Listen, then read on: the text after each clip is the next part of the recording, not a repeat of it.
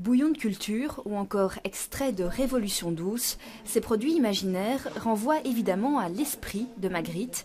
Avec l'aide d'un illustrateur, des membres d'associations ont créé tous ces objets.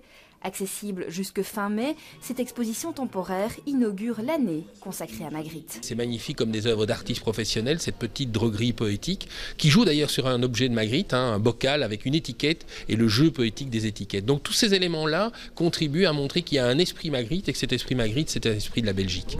2 autres expositions sont prévues en octobre au musée Magritte, des expositions qui interrogeront les liens entre l'artiste surréaliste et l'art contemporain. On montrera dans ce cadre-là des artistes comme Sean Landers, comme David Almech, mais aussi des artistes plus âgés qui ont rendu des hommages à Magritte. Vous savez que par exemple, il y avait beaucoup de tubas en flammes chez Magritte. Eh bien, il y a un tuba avec un extincteur réalisé par Armand pour éteindre les flammes. Il y a des dialogues, des clins d'yeux, des dialogues qui existent entre Magritte et les artistes contemporains.